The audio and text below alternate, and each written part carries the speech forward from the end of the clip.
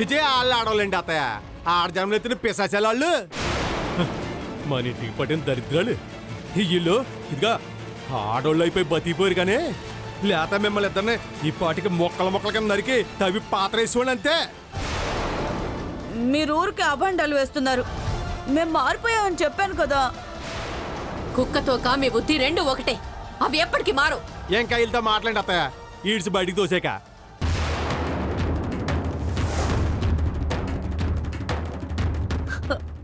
మేము తప్పు చేయలేదన్నా కూడా మమ్మల్ని ఇంట్లోంచి బయట గెంటేస్తారా?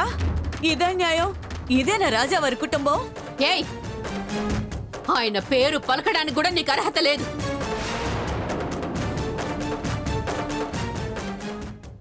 ఇది ఆయన నడిచిన ఇల్లు కాబట్టి మీరు బతికిపోతున్నారు. ఇంకా మిమ్మల్ని క్షమిస్తూనే ఉన్నా. ఇంకోసారి ఇలా జరిగిందో నిర్దాక్షిణ్యంగా బయటికి గెట్టేస్తాం. ఈ ఇంటి నుంచే కాదు, ఈ ఊరు నుంచే గెట్టేస్తాం. ఇదిగోండి, నా జోలికొస్తే ఊరుకున్నాను కదా అని నా బిడ్డ జోలికొస్తే ఊరుకోను. వచ్చేది రాజావారు. ఆయనకి అనువంత ఆపద జరిగినా మీకు పుట్టగతులు లేకుండా చేస్తాను. ఎలాండే వెళ్ళండి, వెళ్ళండి అంతే.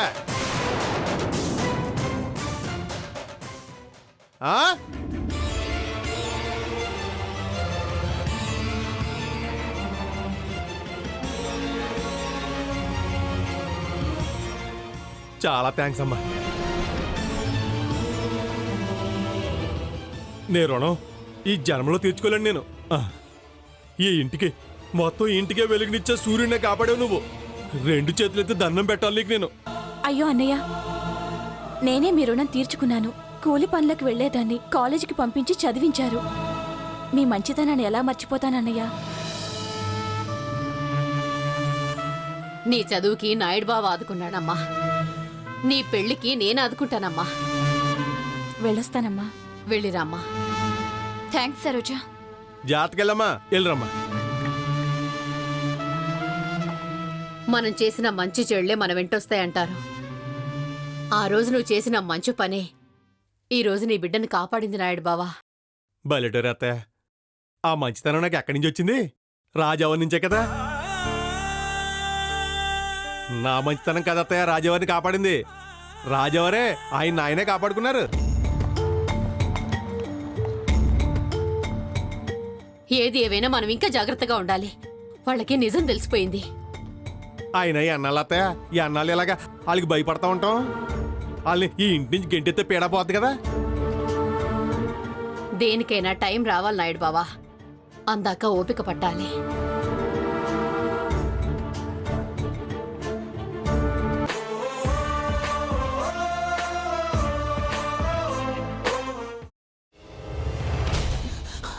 నువ్వు ఇంకేమన్నా చెప్పాలా? ఇంకేమన్నా అబద్ధం చెప్పాలనుకుంటే చెప్పేయి. నేను చూడాలనుకుంటున్నాను నన్ను మోసం చేయడానికి నువ్వు ఎంత నీచానికి దిగజారగలవు అని.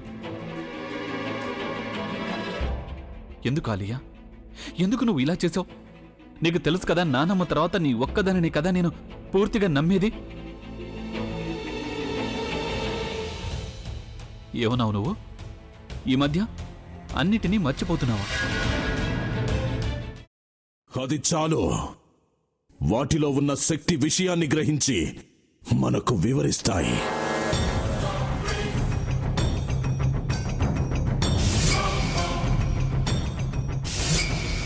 ఎవరు ఆ దండ విప్పొద్దు, గది తలుపులు తెరవద్దు.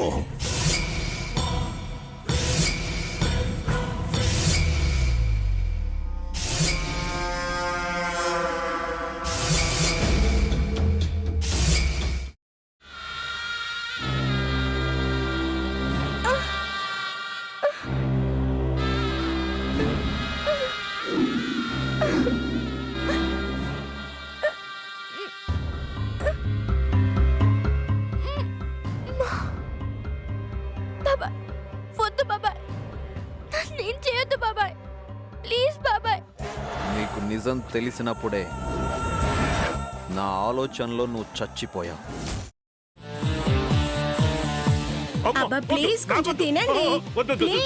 భీమారావు గారు, మీరా? ఇగో మీరా కాదు సక్కుబాయ్. అవును, మీ పనామే లేచిపోయిందని చెప్పి కంప్లైంట్ ఇచ్చినావు కదా. రేయ్ రేయ్ ఆయన కంప్లైంట్ ఇచ్చింది లేచిపోయిందని కాదు, కనిపించడం లేదు అని. అచ్చా, అట్లానా? సరే మేడం. ఇడియట్. ఆ వంట మనిషి పేరేంటన్నారు? రత్తాలు మేడం. ఏం పెద్ద మంచి, నీ వంట మంచిని కూడా మేడం అని పిలుస్తావా? రేయ్ హాఫ్ బ్రెయిన్,